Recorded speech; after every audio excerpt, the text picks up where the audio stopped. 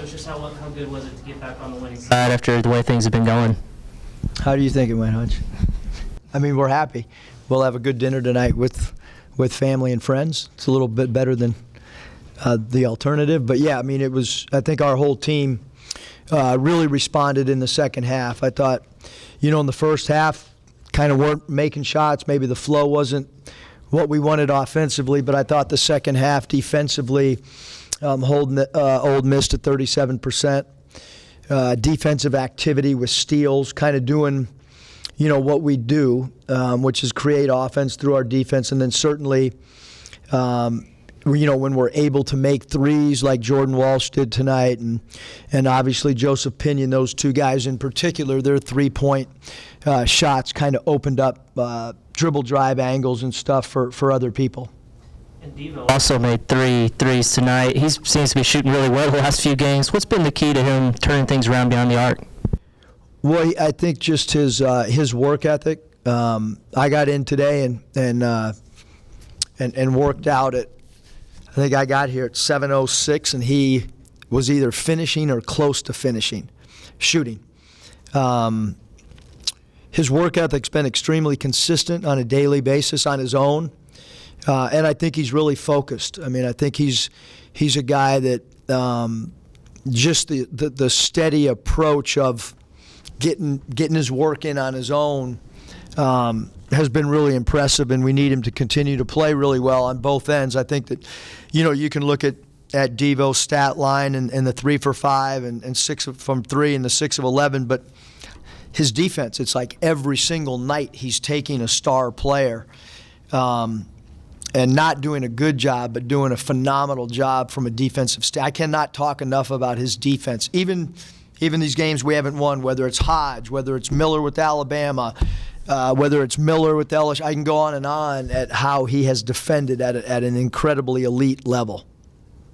Well, Eric Anthony really was good today. What'd you think of his game? Yeah, I think Anthony just, with a lot of our young guys, I mean, you just want him to keep growing, to keep playing with confidence.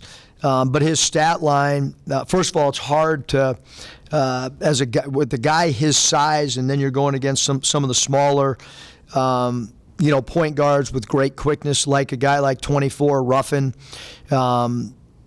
His ability around the rim. We posted him up one time on baseline out of bounds, and so you're seeing growth in his game on both sides of the ball. There's not many freshmen that are going to have 17, 8, and 5 steals. I mean, that's the 5 steals to me is as impressive as anything that he did tonight. And then, Joseph, your last 2 SEC wins, he's come off the bench, I think, and given you 13. I think that's right. Just if you could expand a little bit more on, or expound on what he did. And obviously, Ricky was having a rough game. You took him out early in the half and then didn't put him back in. Was that, you just felt like it just wasn't Ricky's day? Well, I thought Joseph really played well. There's a lot of things that go into decision making, and Joseph Pinion tonight rebounded the ball. He had 5 rebounds in just 21 minutes. He had 4 defensive rebounds. Defensive rebounding was a high priority coming into this game. It was something that we talked about over the last 48 hours that we needed to collectively defensive rebound, and there's no doubt his 3 for 6 from the field, that being Joseph, Pinion was extremely important to us, but just as important defensively. I thought he did a really good job. I thought he was really solid from a defensive standpoint, and loose balls and rebounding are important as well. And tonight he got loose balls, had a steal. One of our 12 steals was with Joseph, so he played well. And I think, with him it's going to be matchups. Like, we felt there was a couple good matchups for him defensively. And so that's certain from an offensive standpoint. There's no doubt that Joseph can help us and stretch the floor out, and I give him a lot of credit for his confidence shooting the ball. Like when he comes in at games, he's kind of locked and loaded and shot ready. He had a block shot, first block shot of the season. What'd you think about that? He competes, and again, I think a lot of games are going to be matchups.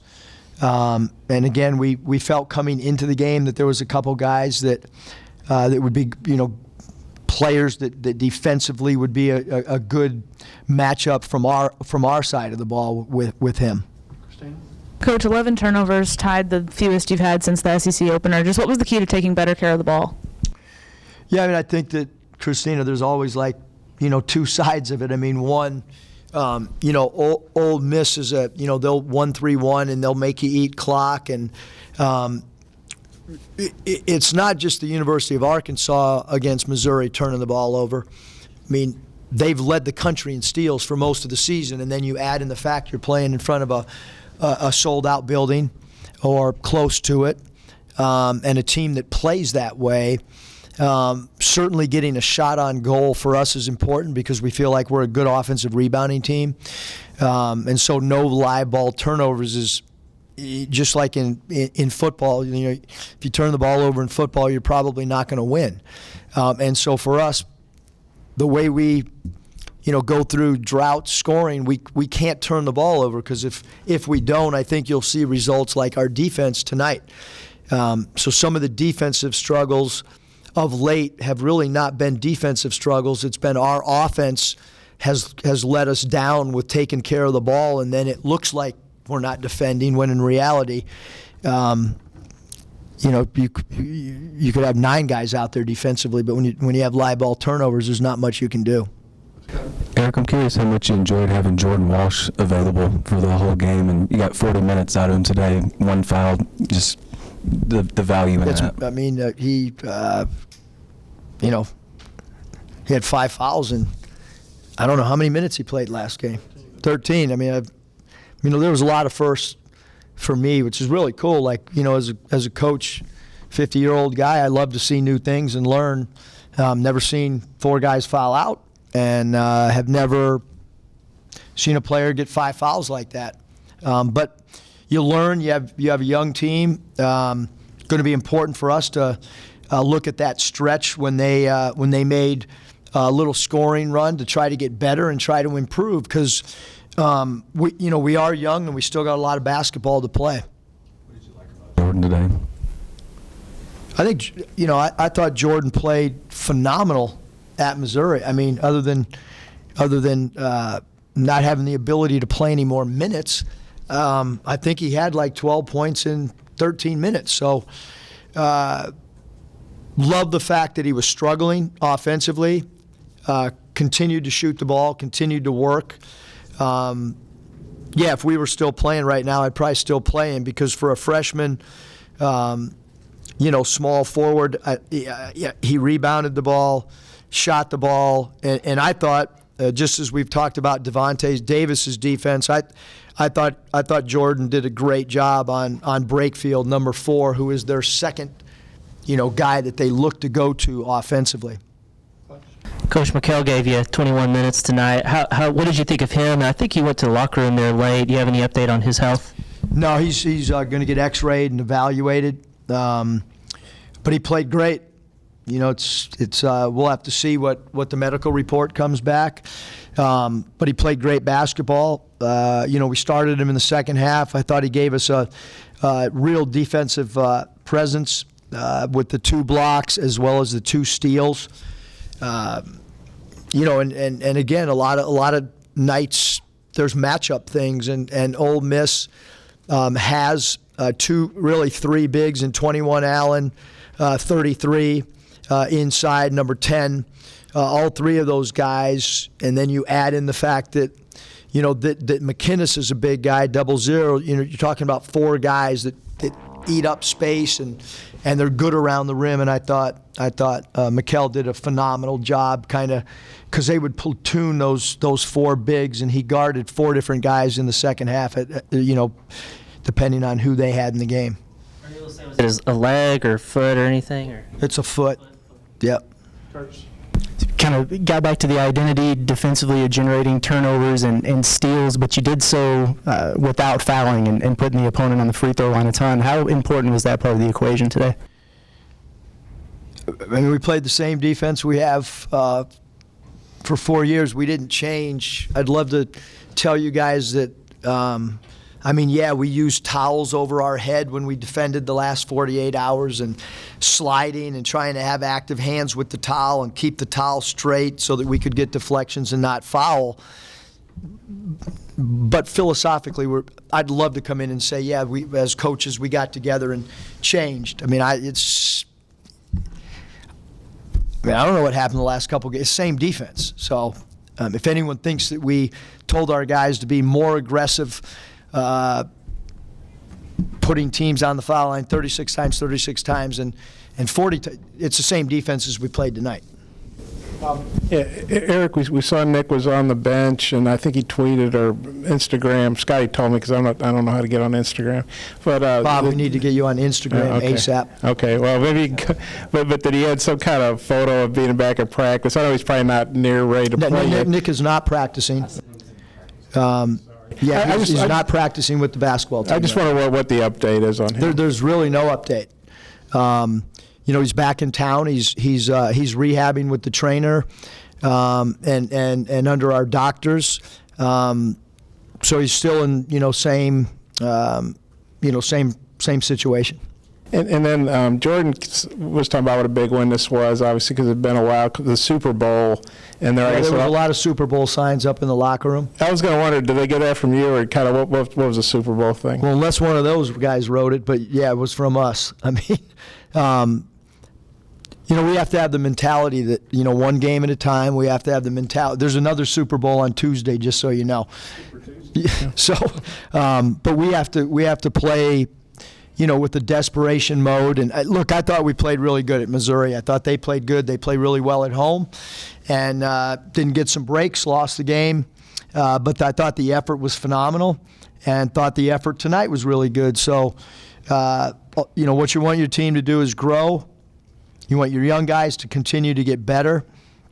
Even putting, Barry Dunning in, at some point, our job's to continue to try to develop guys as well. With Ricky, you just felt like it wasn't his day. Yeah, I thought Joseph did what we needed, which was defensive rebound, make shots, not turn the ball over, and I thought Joseph earned the minutes tonight for sure.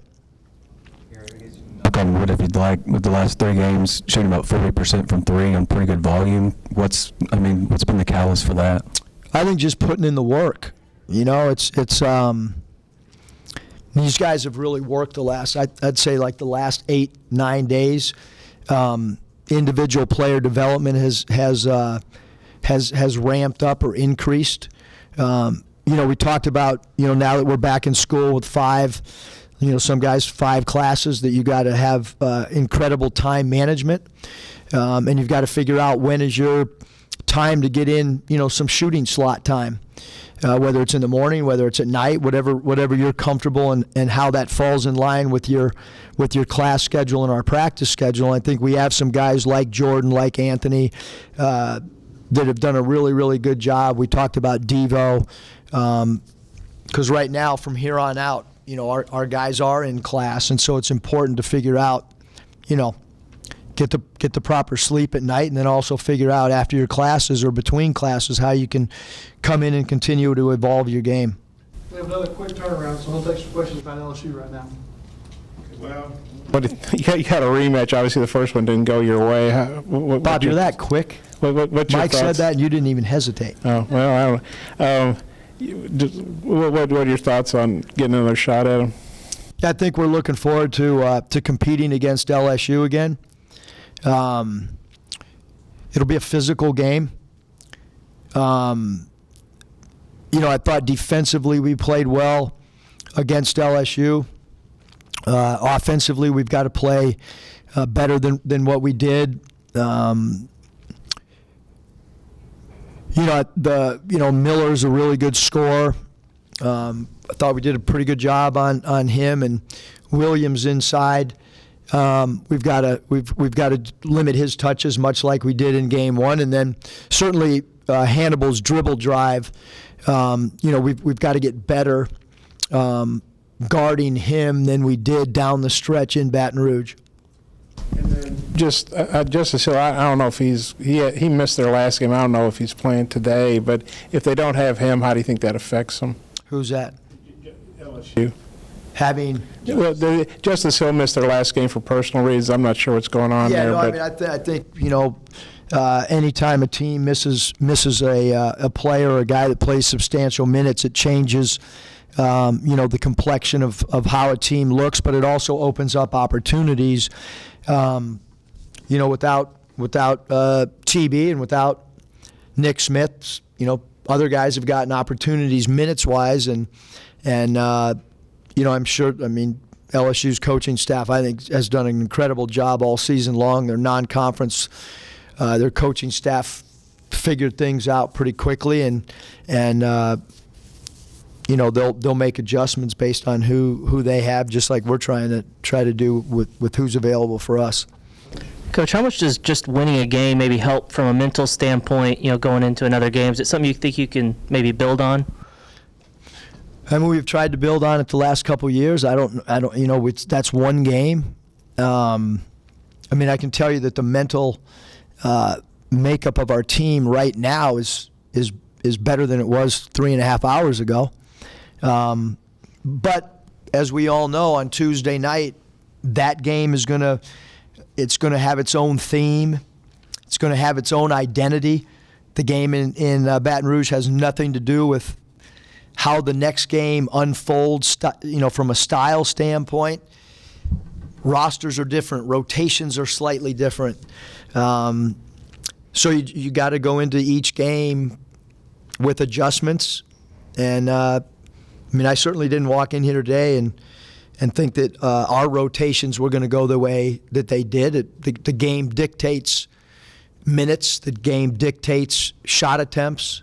On the radio show the other night, I think Chuck asked you about all the delays, and you talked about being an old school guy, really not liking reviews, and then freaking Tuesday night's games like a marathon. Today wasn't quite as bad, but what are your thoughts about all these delays and how maybe that impacts the flow of the game and win or lose? It's not a lot of fun. Yeah, from a stoppage of play or whatever, this is. I'll preface it. This is only my opinion. This is not criticism. If I'm watching a baseball game, I don't want to see reviews over and over. And if I go to watch Coach Pittman's team, I'd prefer not to see stoppage of play and video stuff. And whether I'm coaching a game or watching a NBA game on TV, that stoppage of play is whatever. I mean, I'm old school, and I remember plays at the plate in World Series, and you live with the call. But I've also been in plenty of meetings in different leagues, and a lot of coaches really love getting the call right where you can see it on the video monitor or whatever. Again, being the son of a coach, there was many times that I heard him say, hey, you live with the call, and everybody's, there's human nature and stuff happens. So, but yeah, I mean, I've talked about, sometimes the long stuff, I'm just wondering if I can make it back to the restroom before stoppage of play and all that other stuff. I only got so long at my age before I have to, use the restroom. About it. But what's nice that today wasn't quite as delayed as some of these last. I mean, the Vandy game was 2.5. I think the Mizzou game was like 2:45 or something crazy. Yeah, I mean, I don't want to get in trouble, so today was great. Yeah, and speaking of that, you said you couldn't come in on the officiating, but the SEC the next day comes out and says, hey, we blew that call, and a tie game, Debo would have been going to the line to shoot. Totally changed that game. Just wonder what your thoughts were on the fact that they basically, Look, we got a game on Tuesday. What's happened in the past, we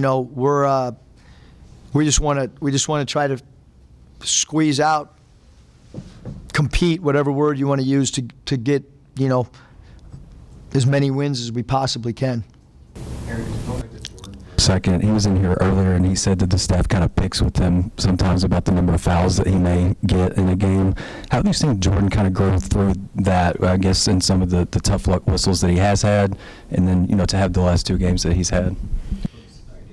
standpoint? Yeah, I mean, Jordan is, I mean, obviously, if you go all the way back to when he signed his national letter of intent, I talked about he's a violent defender, meaning he's a guy that's really aggressive. He creates steals. But having said that, tonight, he defended their second leading scorer and only had one foul. He did a great job. And so we just, need him to continue to play with aggressiveness and also to understand the guy that he's guarding's tendencies as best he can. And sometimes with freshmen, Devo knows all these guys that are returners, and that's why he's getting these assignments. He's played against Morrell. He knows from playing against him. For Jordan, Anthony, Joseph, this is the first time they've seen that group that they just played live. That's, part of managing our roster. It's some stuff that we've learned. Like, we have a whole roster with, other than Kamani and Devo, that have seen these other players, and we're playing against guys that, you look at just the game tonight. Fagan's back. He was at Georgia before in this league, and Ruffin's a returning player, and Morrell's a returning player, and White, and so Brakefield, and so we're trying to learn, talk in huddles about tendencies, because we only have two players that have seen these other returning guys, and it's been a little bit of an area we got to continue to learn, and hopefully playing LSU a second time, hopefully we know their tendencies a little better. Thanks, Coach.